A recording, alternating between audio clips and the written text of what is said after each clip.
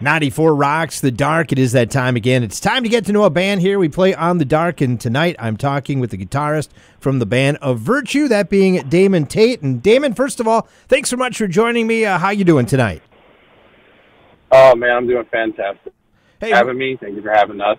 Absolutely. Appreciate it, man. Absolutely. You know, we are really excited about this band of Virtue, and I guess I did a little research. This band has been around for a while, but give us the history of the band of Virtue.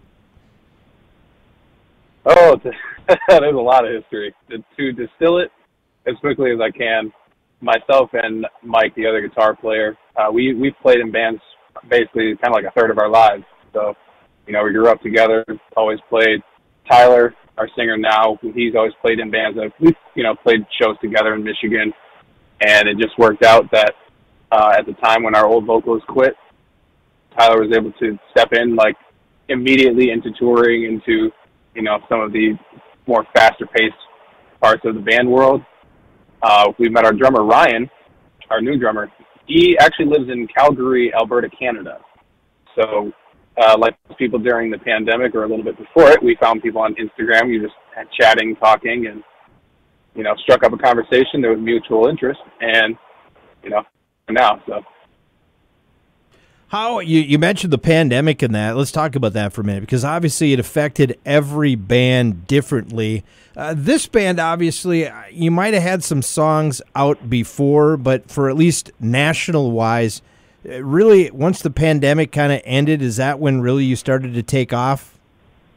In some ways, yeah. It's to go into this a little bit further, pre-pandemic, it's, we were road warriors. It's, we'd be on the road 6, 7, 8 months out of the year, playing any festival, any show, anybody that would have us and was willing to, accommodate, we would come there, we would play. And that is extremely valuable. That got us to a point where it's like, we felt like, hey, we were almost there. We were on the cusp. We had songs that did well, but we still hadn't quite reached, I think, what we wanted to.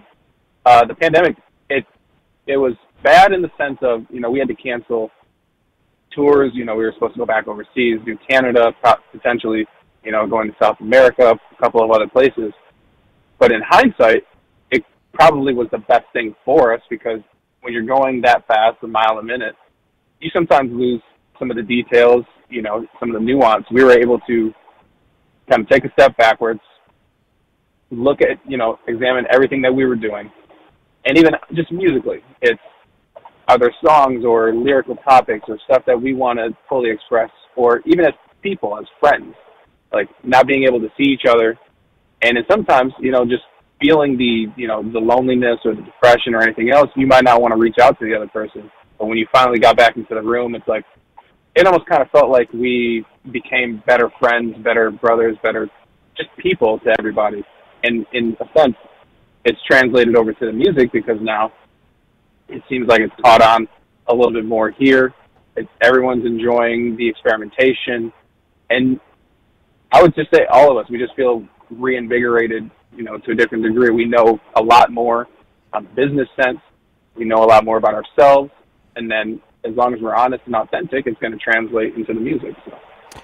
You guys are out of Lansing, Michigan. That's kind of where you reside. What is the music scene, I guess, in Michigan? I mean, obviously Detroit, big music town in that. But I guess what is the music industry today compared to maybe what it was 20, 30, 40 years ago? Ooh, well, 40 years ago, I can't really explain. I can't speak to that one, or 30 years ago. But just from, me going to local shows, me going to, bigger concerts and festivals, it's like Michigan is it really is a special place. Like you were mentioning before with Detroit, it's hard rock, it's electronic music, there's a lovely punk and hardcore scene that we cut our teeth in. We don't sound like that, but it's valuable to get those opinions, or to be able to, play in those types of atmospheres. Lansing specifically, we're more of a rock city. It's more, got some country stuff, a little bit of hip hop, but we're diverse. We kind of catch everything. It's a little East Coast, a little West Coast. Sometimes you'll get some of that Euro flavor or anything else, and it's just a lovely melting pot. And then obviously I can't forget growing up and, you know, listening to Motown, listening to soul, R&B music, you know, stuff that my mom, she'd be banging it in the car while we're driving, singing along, and I'd be singing too. So. Absolutely. Yeah, you growing up, you kind of mentioned your mom and obviously the Motown and the R&B and that. What, I guess, as a kid growing up, did you listen to influence you to where you are today? Oh, it's kind of crazy. The first music I discovered on my own was definitely like Slipknot and Korn, Deftones, Limp Bizkit, Linkin Park, like the late 90s, early 2000s, like the new metal, the hard rock bands. Like that was the first thing where I heard this and was like, this is my own. This is not something that was, you know, somebody didn't show it to me. I didn't, you know, watch too much television. So it was a sense of, hey, MTV, you know, playing videos. It's like when I was at an age now where I'm like, oh, okay, I kind of understand what's going on, or you hear the radio. That's where, that was the first impression. Then, you know, you move into, you know, the Kill Switch Engage, As I Lay Dying, Story of the Year, you know, some of the pop punk stuff. And then eventually we kind of just keep going through the rabbit hole and end up where we're at today, which is a hodgepodge of everything. We're talking with Damon Tate. He's the guitarist for the band Of Virtue, and here in central Minnesota, we started playing Of Virtue earlier this year, and a song that really broke you guys out on rock radio was Sinner. Talk about that song and how big that song was to you guys to get you to maybe the next level. Oh, man, I think this might be hyperbole, but I feel pretty confident in saying this. That song probably saved our band. 100%. It was one of those where, when I was talking about being in the pandemic, we hadn't been in a room together. We had been writing songs and doing all this, but we just kind of didn't feel like anything was clicking. So finally, you kind of go back to the old school route. It's one of our friends, his name's Evan, who helped produce and write this track. He reached out. We had been talking to him before we wrote a couple songs. And we just kind of came to the conclusion of, you know what, let's just get in the car. He lives in Cleveland. Just take a road trip. We're just gonna be bros. We're just gonna be friends. Kind of put the music stuff to the side. Obviously, we're going there to do what we're gonna do. But it was more of a matter of, we just talked. We just kind of got vulnerable with each other. Everything under the sun. Don't bring any material. Don't bring any riffs. Don't bring any ideas. It's called, let's all sit in the room together and really let this stew, see where we're all at collectively. And then from there, it was probably the closest thing to magic that I've probably ever experienced in my life, when you just pick up the guitar, you turn on the computer and open up some plugins, and it's just like, it felt like every single sound and thing that we were doing was just perfectly put into place. And I thank the band, myself, for kind of allowing me the growth on this song to really kind of, hey, this style, like kind of what we're doing, it suits your voice. So let's, like, you know, for lack of a better term, step into it. Let's really embrace, you know, it doesn't have to be lead singer this or guitar player that. It's called, let's make the best music that we possibly can without boundaries, without, you know, ego. And that song specifically, again, like I said, I don't think it's too strong of a statement to say that without that, I don't know where we would be at today. Very interesting. And, you know, I'm kind of curious, too, because, you know, you're a band that has been playing a while, but really starting to hit the rock radio scene. And the rock radio scene is, you know, it's got the heavy hitters all the time that are out there that get the play after play after play. But there are bands like you that are starting to kind of cut the edge, I guess, and get in there a little bit more. I guess, what's your feeling currently of the rock radio, the feeling, the genre, just how these younger bands like yourself, newer bands, can somehow break in and make a name for themselves? I love where kind of like rock and rock radio is at right now, because I can ask you this question. It's like, you know, we could look at 20 years ago-ish when I was telling you, like, hey, I got into new metal and rock and, you know, mainstream metal at the time. And you would turn on MTV or turn on the radios or anything else, and what you would hear in the mainstream was, it was loud, it was heavy, it was unapologetic. Like, you had bands like Slipknot putting out Iowa and selling and going platinum. Like, And honestly, in my mind, I thought those days were gone.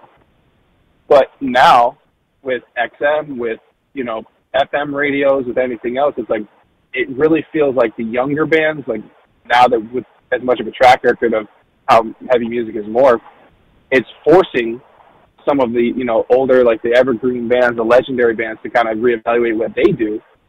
And in turn, it's like, hey, it kind of makes the whole landscape fun and experimental again. It allows people to break some of their formulas if, you know, that's what they are into, or like, you know, what's gotten them success. It gives them a little chance to experiment because people are so willing and open to hearing that. Like, especially with the layoff of the past couple of years of, you know, lack of touring, some bands breaking up because of the stress, other bands, and you've probably seen this before, it's, if you do this for a living or if you do this long enough, sometimes it does feel like a job and you're just going through the motions. But now you have people that are coming up, they're hungry, they want, you know, I don't want to say attention and spotlight, but it's like, hey, there's, in a sense, when you have nothing to prove, or you feel like, hey, we're just going to put our best foot forward and we don't really care what anybody thinks, it's going to push everything forward, and you're going to feel the effects of it with all the great music and everything else that's coming out now. So I love where everything's headed. You know, one thing I guess I really haven't asked this question to up-and-coming bands is, you know, obviously you've mentioned Slipknot a few times. A success to them is filling out a 20,000 arena, maybe having them, you know, obviously they have their own festival, those kind of things.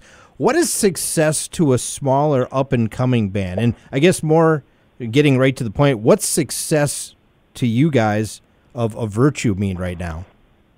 Success for us is the goals that we have, whether it's, hey, put our all into this song, promote it, market it, make sure as many people hear it and see it.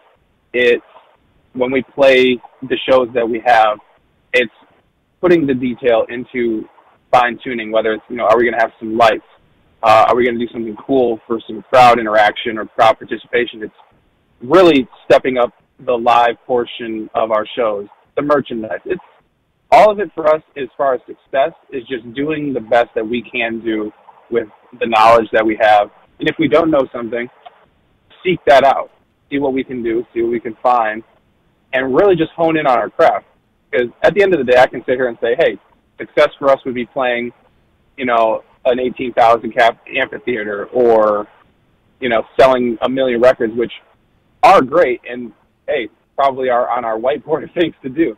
But if we don't pay attention to our little P's and Q's and everything else and the small goals that we set every single day for ourselves, every week, every month, then those aren't going to be attainable. So for us, it's just keeping our eyes focused, keeping our heads down, and doing the best that we can each and every day. And then very well said. Very well said indeed. Hey, you know, we got a couple minutes here before we got to get going, and I know obviously you've got some things coming up here very soon. You're doing some small touring and that, but I guess what does it look like for the year 2023 for fans of Virtue?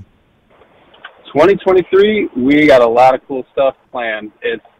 Some of it is not out yet. One thing I can say, we will be going down to Mississippi to play a festival. It's a Sound 228 festival. Going to have Gemini Syndrome, Non-Point, Any Given Sin, ourselves, and a bunch of other awesome bands.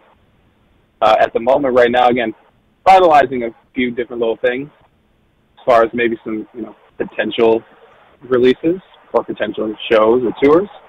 But once we find out and get everything finalized, obviously follow us on all the socials, add up Virtue on basically everything that you could possibly think of, and, you know, just stay up to date with us.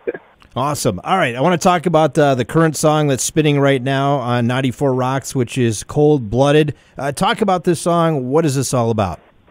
Oh, this is one of my favorite songs, and I think the impetus for this one, Evan was also a co-contributor on this. Full transparency, I love like old school wrestling, so WCW, WWF, ECW, like old New Japan Pro Wrestling, and we just wanted to make something where it's like, what is your entrance theme? What is something where it's so bombastic and in your face, and you could imagine pyro and flames, and you're coming out to 40,000 people just marking out, and it's like, that's the vibe that we wanted to get from the instrumental, from the song. And I think we achieved that pretty well, because I stomp around just being funny, like at shows or anything else. Lyrically, this was an interesting song too, because we wanted to approach it from a different sense. To piggyback from Sinner, Sinner is dealing with addiction, and in a sense, it's the grappling of, you've come to terms with where you're at, that you need to break free away from this substance, this thing that's had control over you. In my case, like, I used to have a bad alcohol problem. I've been sober since 2007. That was, again, like I was telling you before with the band, they allowed me to be vulnerable and kind of tell some of my own story that I don't really explain to people. Mm-hmm. So how this relates to Cold Blooded is, the song is actually from the point of view of the substance, the vice, or the thing that has control of you. It's almost like an omnipotent force, or you're talking to the devil. Like, the devil is the one that is narrating that entire song. Like, if you want to play with fire, you're going to get burnt. I win. The only way to avoid this is to kind of follow what we're talking about in the other song. It's listen to yourself, realize that not everything on this earth is meant for you, and whatever's going to provide you the best quality of life, you need to pursue that. Otherwise, you're going to have these things that they're going to trick you into believing that you need them, that without it, your life is worthless, your life is meaningless, you know, your purpose is only to serve this thing, as if it were a god or a deity. And in that sense, you know, like I said, with that whole visual, then we started talking, you know, it reminds me of like The Undertaker or Kane or some of these like just big, like supernatural forces that would come out. And it's like, we just wanted something cool to tie it all together. But it's a super dope song, man. Awesome. I love it. Awesome. Glad everybody loves it. Hey, Damon, thanks so much for taking some time out of your night to explain your band a little bit more and about the music. And I'm sure if anybody wants information about you, they can go to all the social sites. Absolutely, yep. Instagram at Virtue, Facebook at Virtue, TikTok, same thing. YouTube of Virtue. You try to make it easy for everybody, so go there, subscribe. Again, we got a lot of cool stuff coming up, so make sure you stay tuned to that. Well, we appreciate it. Happy holidays to you, and hopefully we'll see you guys in 2023. Absolutely. I appreciate you having us. Thank you again. I hope you guys have a great evening, all right? Hey, once again, that is Damon Tate. He's the guitarist of the band of Virtue. Their latest song is called Cold Blooded. You're hearing it right now. It's on The Dark. It's on 94 Rocks.